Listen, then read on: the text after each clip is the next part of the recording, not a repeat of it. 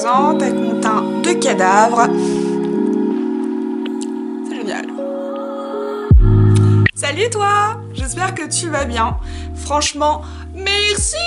Je suis ultra contente, mais genre vous imaginez même pas ma joie.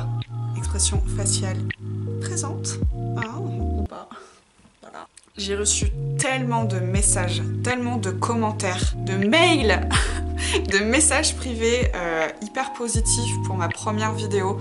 J'aurais jamais pensé avoir autant de vues en si peu de temps. Franchement, merci.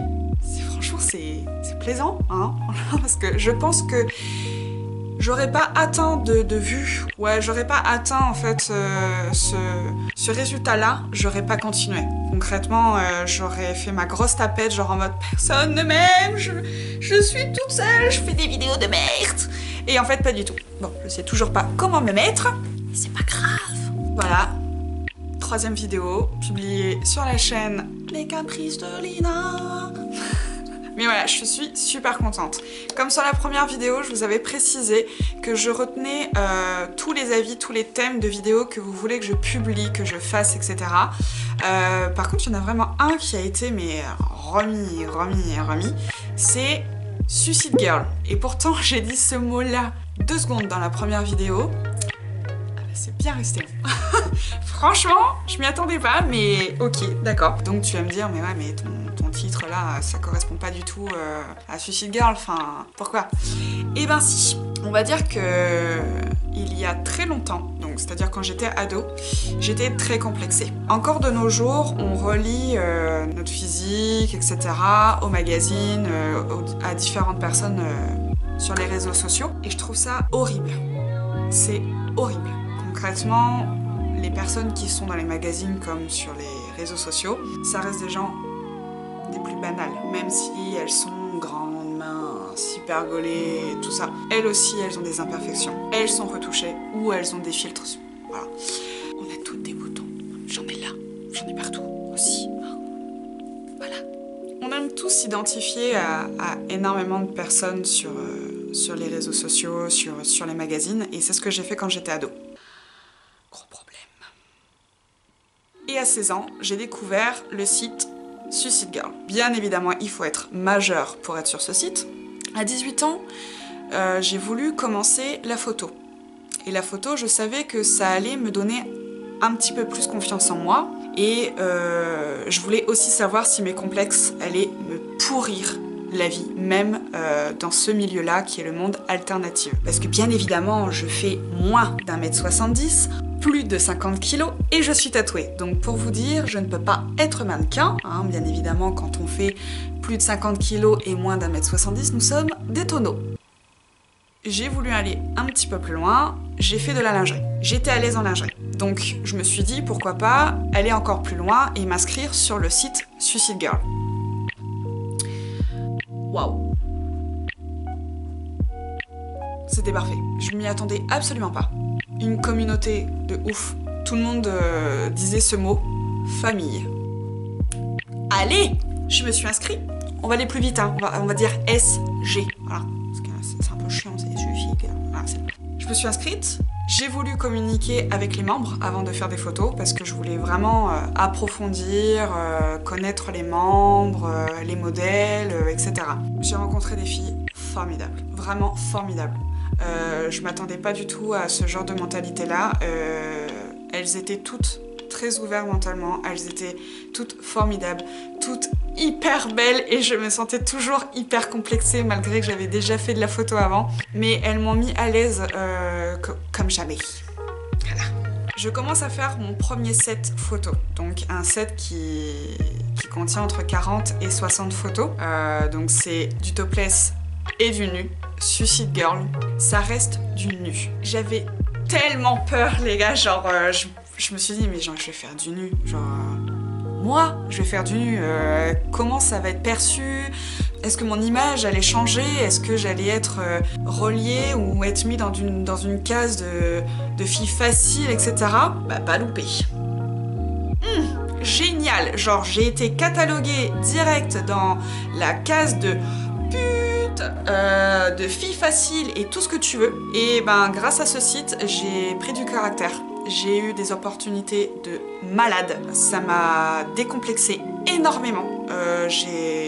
Je me suis vue différemment. J'ai pu acquérir de l'expérience dans le monde alternatif qui était juste extraordinaire. Concrètement, j'aurais jamais pu travailler dans le milieu du tatouage, dans des écoles de FX, de make-up, de travailler avec des photographes de malades, hein, concrètement, sans ce statut-là, j'aurais pas fait tout ce que j'ai fait là actuellement. Et ce qui est bien avec ce site-là, c'est que les retouches photos ne sont pas comme dans certains magazines ou certains sites, c'est pas des grosses retouches en fait. On retouche pas ta gueule en fait. Et c'est ça que j'ai apprécié. En fait, c'est de me sentir à l'aise malgré que ça soit du nu.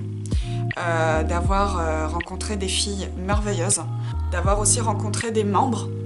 Et pour certains, ils m'ont trouvé du travail. Ils m'ont soutenue dans des moments difficiles de ma vie personnelle. Et sincèrement, j'aurais pas trouvé ce soutien-là autre part. Donc effectivement, en France, Suicide Girl n'est pas aussi bien vu que dans d'autres pays. Donc effectivement, en France, c'est considéré comme du porno. Pourquoi? Je sais pas. Je sais pas du tout. Il faut aussi savoir que les personnes qui sont sur ce site ont fait énormément d'études ou font encore plein d'études. Donc tu peux partir de la mère de famille à la psychiatre, l'archéologue, le médecin, ceux qui traduisent les langues, tout ça. Tu vas me dire que tout ça là, c'est des grosses putes? T'es sûr de toi? Ouais. Attention, hein. Alors, oui, il faut aussi savoir que ce site-là est principalement des filles. Il y a aussi des embrouilles, mais tu vas pas me dire aussi que quand t'étais en cours ou quand t'étais n'importe où, tu t'embrouillais pas avec des filles parce qu'il y avait trop de filles autour de toi, tu vas pas t'entendre avec tout le monde, ce qui est normal. De mon côté, je me suis vraiment jamais embrouillée avec qui que ce soit sur le site. J'ai essayé de connaître tout le monde, de rencontrer un peu tout le monde. Après, ça fait à peu près 7 ans que je suis sur le site, donc je connais pas tout le monde maintenant. Enfin, tout ce qui est la nouvelle génération, tout ça, c'est différent. Pour en revenir au sujet du titre, oui, la photo, oui, Suicide Girl m'a décomplexée. Même si c'est du nu, du topless, de la lingerie, ou même j'ai fait beaucoup de photos de mode, ça m'a aidée. Ça m'a ouvert les yeux sur ce que j'étais physiquement et pas ce que je pensais être. C'est vrai que auparavant, je me regardais dans le miroir, j'avais l'impression d'être un tonneau, alors qu'en vrai, non. Que tu sois un homme comme une femme, écoute les personnes qui y a autour de toi. C'est hyper important. Ne te laisse pas avoir par les magazines, par les personnes qui sont retouchées, par les personnes qui ont 3000 filtres sur la gueule.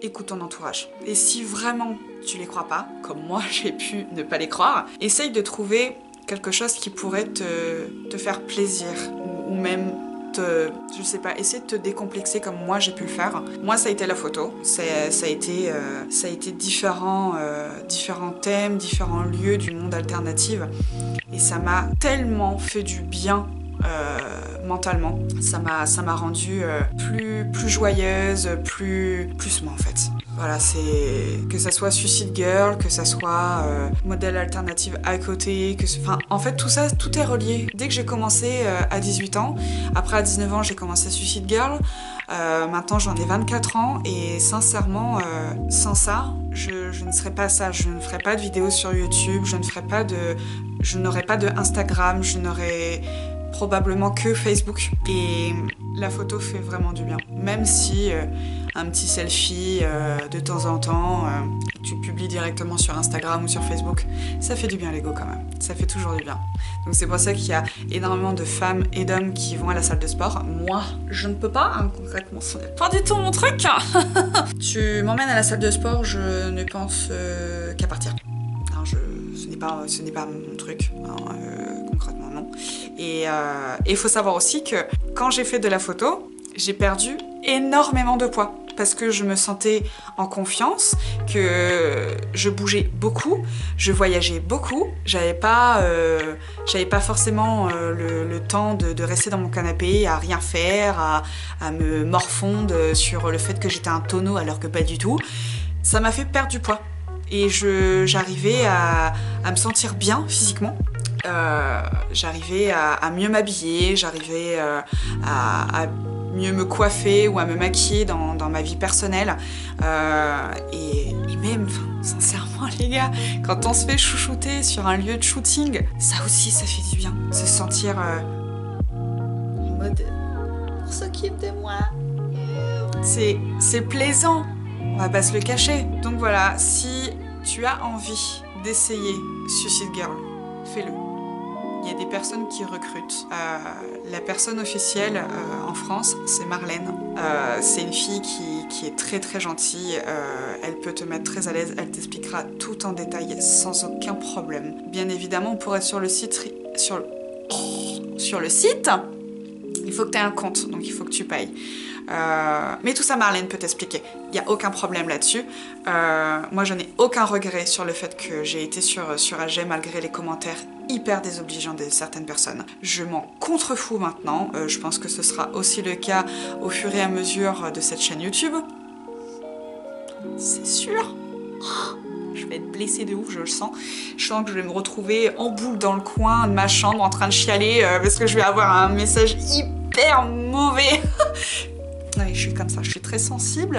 Donc attention à toi hein, qui regarde la vidéo. Si tu me mets un commentaire hyper méchant, genre avec des insultes et tout, ouais, je risque de me mettre en boule dans ma chambre en train de chialer.